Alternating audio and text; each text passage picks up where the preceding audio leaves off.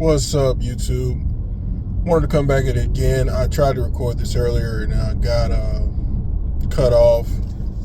We want to come back and talk about some things that I was recently discussing with someone.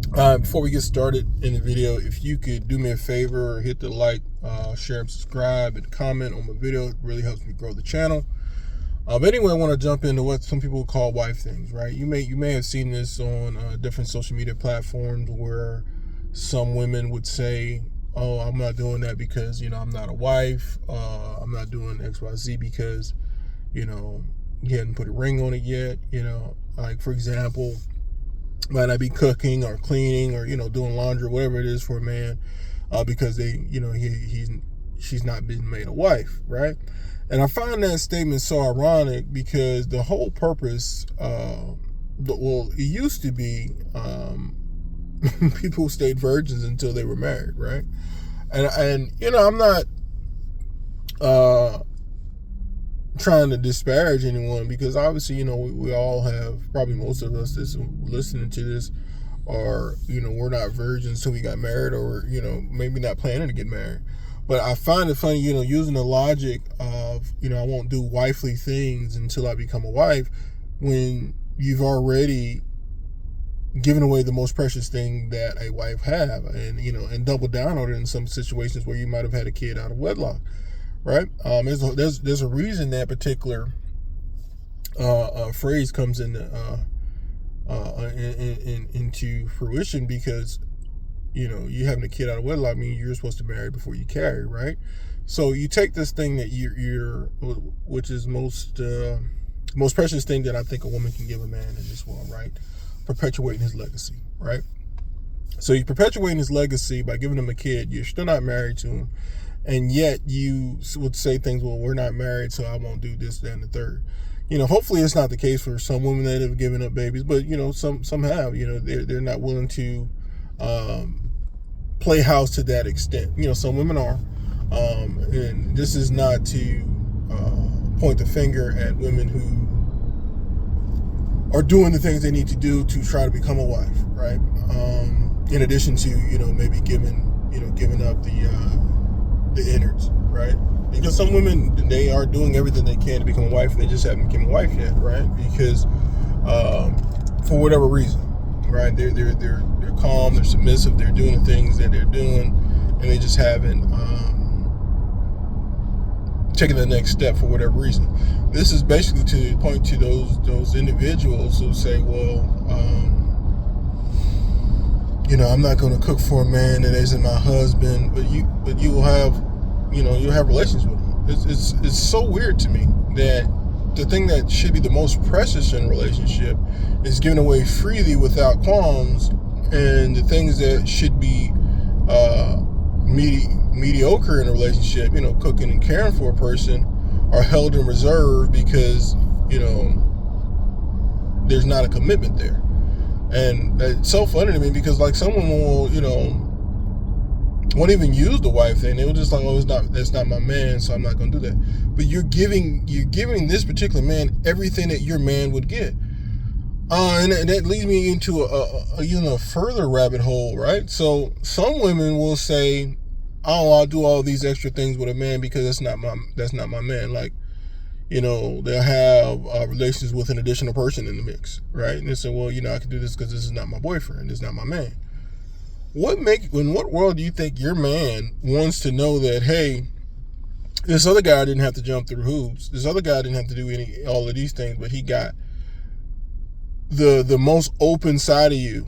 And then when I get with you, then all of a sudden, no, I'm not doing that because you're my boyfriend. Oh, I'm not sharing him because that's my man. This got to be cuckoo for Cocoa Puffs world. This is the Lulu world, right? You're willing to do more with a person who has no commitment to you than a person who has commitment to you. Honestly, and that far be it for me to judge anyone for what you decide to do in the bedroom, but honestly, if I was dating a woman and through casual conversation, because some women lie, they're not going to tell you, but through casual conversation, this is also why I tell guys, don't be judgmental when you're first dating someone, because you want them to be able to release that information, and you don't want them to think, well, I'm not going to tell this person things about myself because, um, I don't want them to judge me and I might lose out on relationships. So I tell them to be as least judgmental as possible because you want all the goodie. You want all the tea. But if I did find out that a woman had done a lot of these things, and especially with guys that weren't her guy, and she had all these experiences, I'm good on that. Because I'm not saying that you would get a pass if this was your boyfriend, but I would probably look at you a little bit more favorably and think, okay, with her boyfriends or with her men in the past, she's willing to give them her all. She's giving them every part of herself. If I find out that the things that you did were just some randoms or some guys that you had in the mix, I'm good on you. I really don't understand why a woman would think that your boyfriend would be okay, or your boyfriend would be just fine with you saying, oh well, I did all these things with another person because that wasn't my man. And I would do these things with someone that wasn't my man. Are you crazy? I mean, people have to be crazy to be thinking these things, right? I personally, I think they have to be. But I've heard it so often that I have to believe that, for a certain percentage of women, this is absolutely true. This is absolutely true. They live in a world where their man would get less than what a stranger got. Or, you have to, you have this guy who had to put in no effort, right? Like, take for example, and the reason I use this is because men are a little bit different. Men get more access and more from a man when you level up in the relationship, right? He's willing to do more for you. But I think sometimes women try to adopt the mindset of a man, and it really just it's self-defeating, right? Because as a boyfriend, let's say if I'm a boyfriend and I find out that I had to take you on all these dates because you said, oh, I'm boyfriend material. I heard that before, right? Oh, he's boyfriend material. He's relationship material. So I'm going to put my hoe up, right? So that means to me, the guys who weren't boyfriend material, they were just fun material. They had easy access to you. They didn't have to put in no work. They didn't have to take you on no dates. They didn't have to spend no money.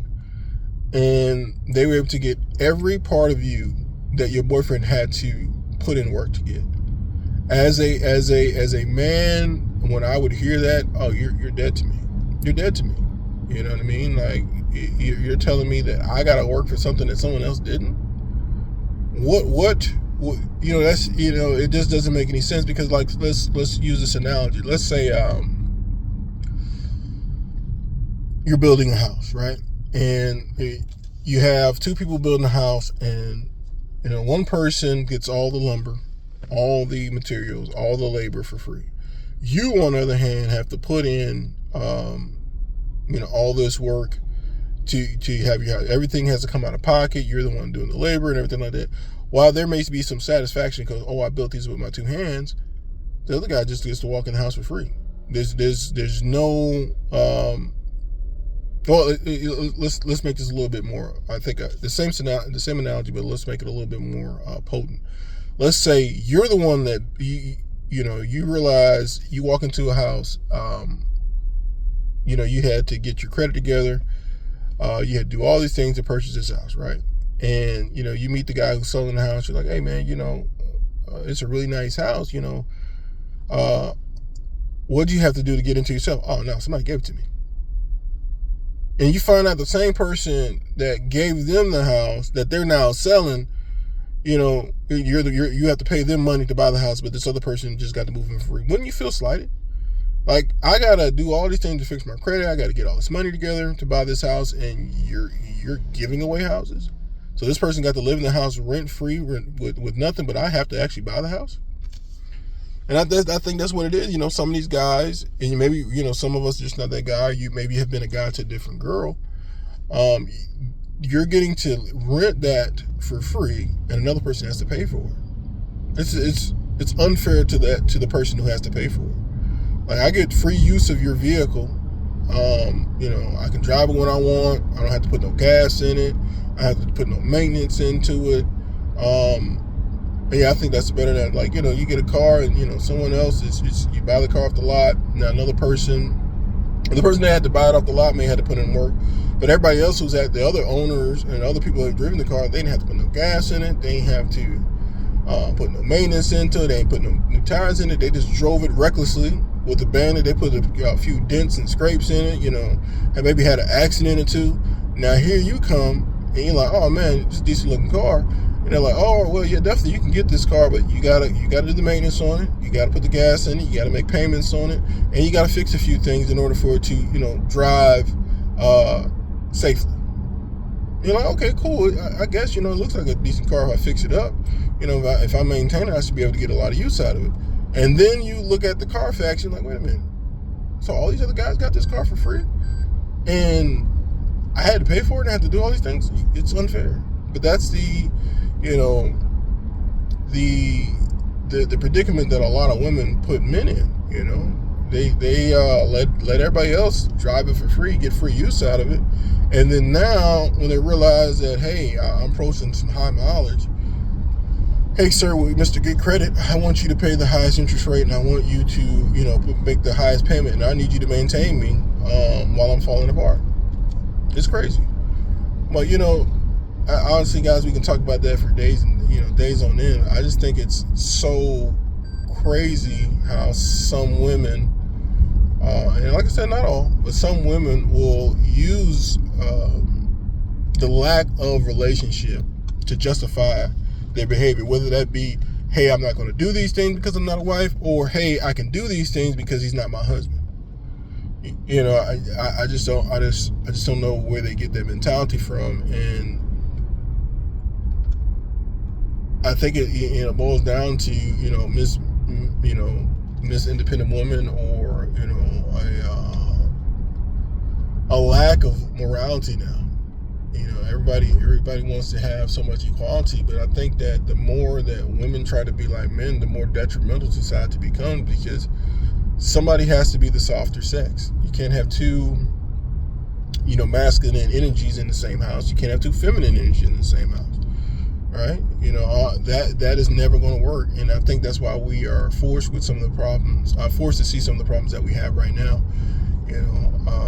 Because unfortunately, once you adopt a masculine personality, it's hard to turn it off. You know what I mean? Because it's hard for another masculine person not to realize that they're fighting against the masculine. And if I'm in a relationship with a person who had adopted the masculine traits in their personal life, it's easy for me to see it, and it's easy for me to reject it, because who wants to date competing energies, right? Who wants to date someone that they have to fight with in order to have a relationship?